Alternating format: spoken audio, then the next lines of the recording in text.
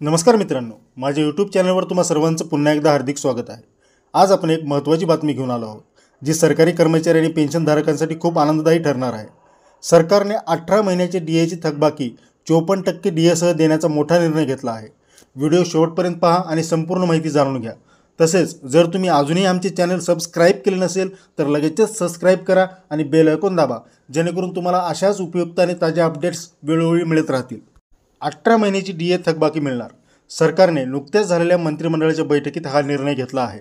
महागाई भत्ता हा सरकारी कर्मचारी आणि पेन्शनधारकांसाठी जीवनावश्यक आहे, कारण तो महागाईच्या दरात परिणाम कमी करण्यासाठी दिला जातो। कर्मचाऱ्यांना एकरकमी मिळणार आहे, ज्यामुळे त्यांची आर्थिक ताण कमी होईल। थकबाकी कशी मिळणार आहे मित्रांनो? मूळ वेतनावर आधारित डीएची गणना केली जाणार आहे। प्रत्येक महिन्याचा फरक एकत्रित केला जाईल आणि कर्मचाऱ्यांच्या खात्यात जमा केला जाईल।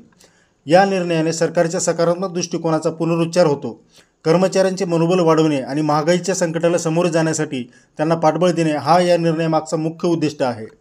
तर मित्रांनो, ही महत्त्वाची माहिती आपल्याला ओळखीच्या सरकारी कर्मचाऱ्यांपर्यंत नक्की पोहोचवा आणि त्यांच्या आर्थिक नियोजनात मदत करा।